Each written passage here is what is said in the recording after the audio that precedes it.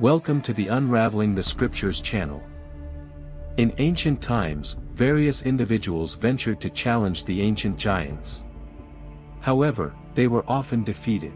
In the sacred scriptures, the grandeur and strength of these giants are evident, whose imposing height inspired fear. Nevertheless, some men mentioned in the Bible managed to overcome them. We particularly remember the feat of King David, who, armed only with a sling, defeated Goliath. However, there are more characters in the Bible who faced and triumphed over giants. Caleb and Joshua are notable examples, who faced such adversaries in the land of Canaan. However, in this video, I want to address the story of an ancient king who challenged and defeated 3 races of giants in epic battles. Therefore, I invite you to leave your like, share your comments, subscribe to the channel, and, of course, share this video with others. The mystery of the king who faced armies of giants and overcame them. The ancient book of Genesis recounts an ancient war that occurred in the days of Abraham, involving a certain king named Chedorlaomer. This war is known in Genesis chapter 14 as the War of the 4 Kings against the 5 kings. According to the narrative, King Chedorlaomer was Elamite, a descendant of Shem through his son Elam, and he reigned in Susa or in the land of the ancient Elamites. For those interested in biblical geography, ancient Elam corresponds to modern-day Iran, specifically the southern region of the country. In biblical times, ancient Iran was also called the land of Elam, especially its southern part. As for the meaning and etymological origin of the name Chedorlaomer, we can understand that it is associated with familiar elements of Elamite culture. Chedor means servant in Elamite, while Laomer was an Elamite deity from the common pantheon also found in other neighboring nations, such as the Babylonians and the Akkadians. A striking example of this is the very meaning of the name Laomer, which in Akkadian denotes merciless.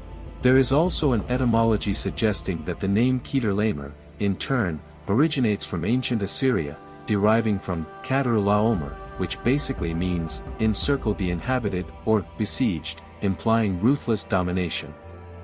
In other words, Chedorlaomer could be interpreted as the merciless servant, one who rules without compassion. The ancient Jewish encyclopedia of 1906 stated that, besides being identifiable as a suitable Elamite compound, the rest about its etymology is a matter of controversy. The records provide only negative information.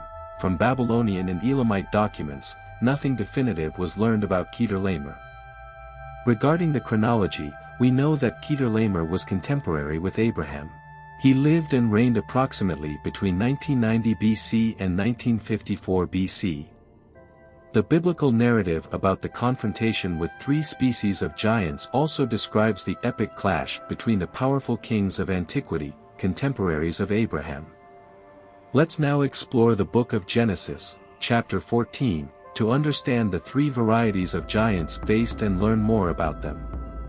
During this time, 4 kings fought against 5, Amraphel, king of Shinar, Arioch, king of Elasa, Chedorlaomer, king of Elam, and Tidal, king of various nations.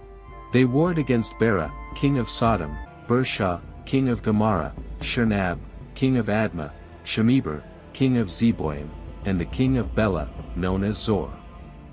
These monarchs gathered in the Vale of Siddim, near the Dead Sea. For 12 years, they served Chedorlaomer until, in the 13th year, they rebelled.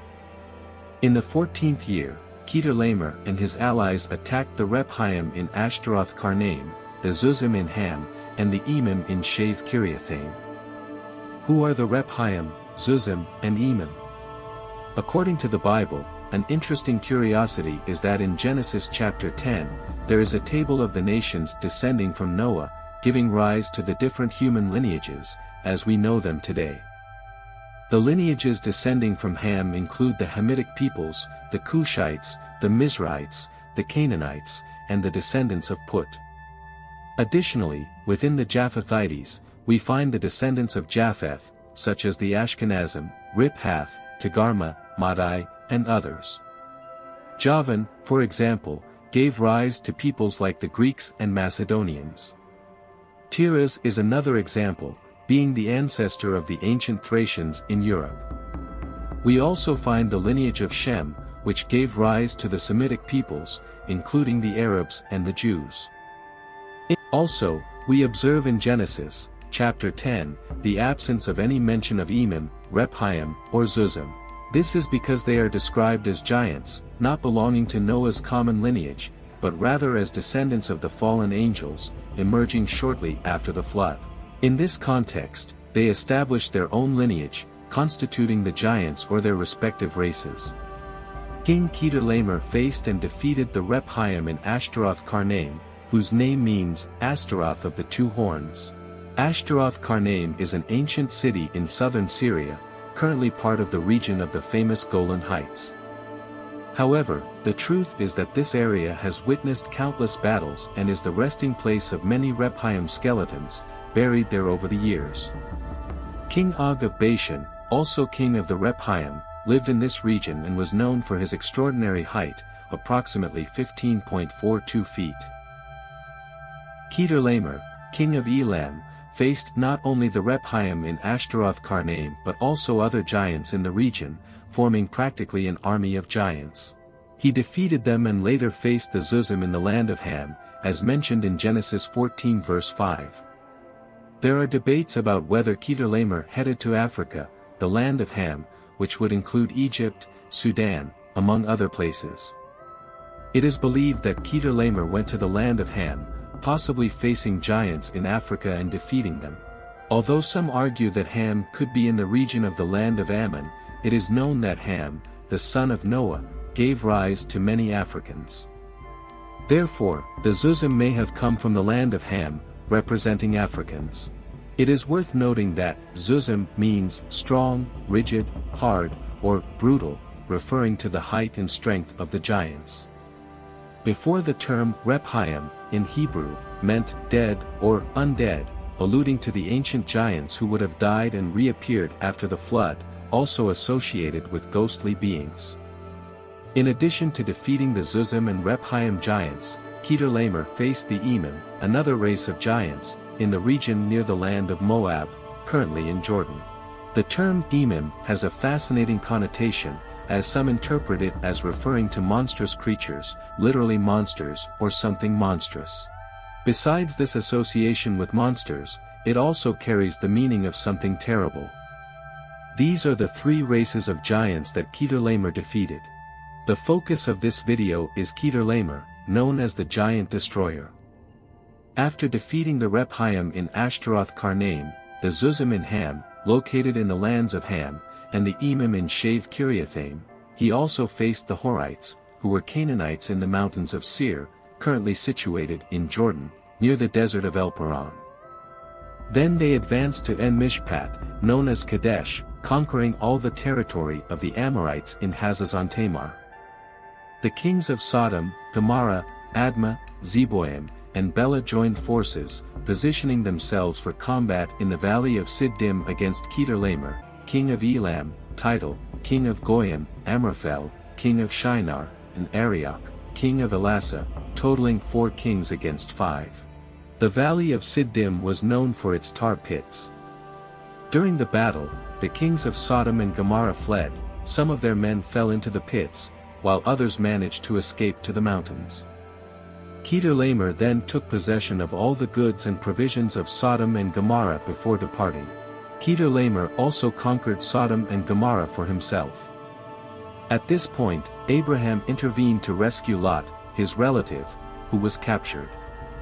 Lot, the son of Abraham's brother, lived in Sodom at that time, along with his possessions. A survivor came to Abraham, the Hebrew, who lived near the oaks of Mamre, the Amorite, informing him of what had happened. Abraham, with his allies Eshcol and Aner, summoned 318 trained men for war, born in his household, and set out in pursuit of the enemies. They attacked at night in groups and defeated them, trusting in God as their guide. They pursued the enemies to Hobah, north of Damascus, in Syria, where they recovered all the goods, also rescuing Lot, his wives, and the other captives. After this victory over Chedorlaomer and his allies, Abraham was approached by the king of Sodom in the valley of Shave, also known as the Valley of the King. Despite his fame as a giant destroyer, Chedorlaomer proved incapable of defeating a man of God.